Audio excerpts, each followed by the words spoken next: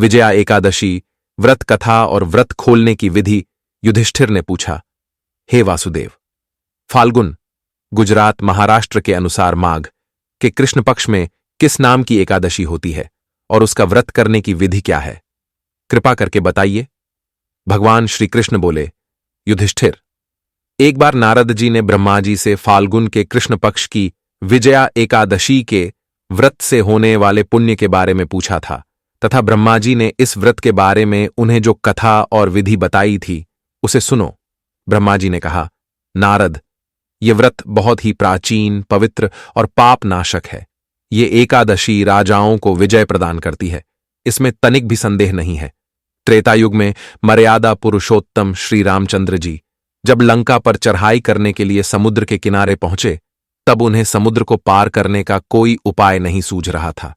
उन्होंने लक्ष्मण जी से पूछा, सुमित्रानंदन, किस उपाय से इस समुद्र को पार किया जा सकता है? यह अत्यंत अगाध और भयंकर जल जंतुओं से भरा हुआ है। मुझे ऐसा कोई उपाय नहीं दिखाई देता जिससे इसको सुगमता से पार किया जा सके। लक्ष्मण जी बोले, हे प्रभु, आप ही आदिदेव और पुराण पुरुष पुरुषोत्तम हैं। आपसे क्या छिपा है? यहां से आधे योजन की दूरी पर कुमारी द्वीप में बकदालभ्य नामक मुनि रहते हैं। आप उन प्राचीन मुनीश्वर के पास जाकर उन्हीं से इसका उपाय पूछिए। श्री रामचंद्र जी महामुनि बकदालभ्य के आश्रम पहुंचे और उन्होंने मुनि को प्रणाम किया। महर्षि ने प्रसन्न होकर श्री राम जी के आगमन का कारण पूछा। श्री रामचंद्र जी बोले, ब्राह्मण, मैं लंका पर चढ़ाई करने के उद्देश्य से अपनी सेना सहित यहां आया हूं। मुने, अब जिस प्रकार समुद्र पार किया जा सके कृपा करके वह उपाय बताइए।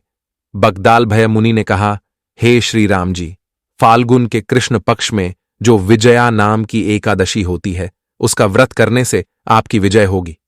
निश्चय ही आप अपनी वानर सेना के साथ समुद्र को पार कर लेंगे। राजन, अब इस व्रत की फलदायक विधि सुनिए। दशमी के दिन सोने, चांदी, तांबे अथवा मिट्टी का एक कलश स्थापित कर उस कलश को जल से भरकर उसमें पल्लव डाल दें। उसके ऊपर भगवान नारायण के सुवर्णमय विग्रह की स्थापना करें। फिर एकादशी के दिन प्रातः काल स्नान करें। कलश को पुण्य स्थापित करें।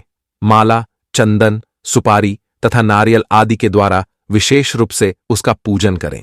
कलश के ऊपर सप्तधान्य और जौ रखें। गंध, धूप, दीप और भांति भांति के नैवेद्य से पूजन करें।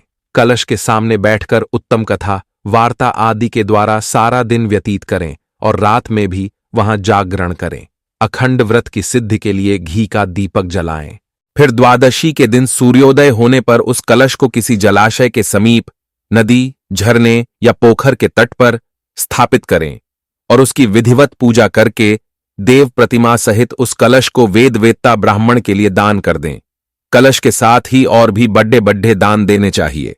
श्री राम, आप अपने सेनापतियों के साथ इसी विधि से प्रयत्नपूर्वक विजया एकादशी का व्रत कीजिए, इससे आपकी विजय होगी।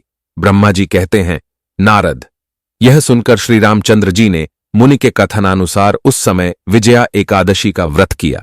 उस व्रत के करने से श्री रामचंद्र जी विजयी हुए। उन्होंने संग्राम में रावण को मारा, लंका पर विजय पाई और सीता को प्राप्त किया। बेटा, जो मनुष्य इस विधि से व्रत करते हैं उन्हें इस लोक में विजय प्राप्त होती है और उनका परलोक भी अक्षय बना रहता है। भगवान श्री कृष्ण कहते हैं, युधिष्ठिर, इस कारण विजया का व्रत करना चाहिए। इस प्रसंग को पढ़ने और सुनने से वाजपेय यज्ञ का फल मिलता है। व्रत खोलने की विधि, द्वादशी को सेवा पूजा की जगह पर बैठकर भुने हुए 7 चनों के 14 टुकड़े करके अपने सिर के पीछे फेंकना चाहिए। मेरे 7 जन्मों के शारीरिक, वाचिक और मानसिक पाप नष्ट हुए, यह भावना करके 7 अंजलि जल पीना और चने के साथ दाने खाकर व्रत खोलना चाहिए।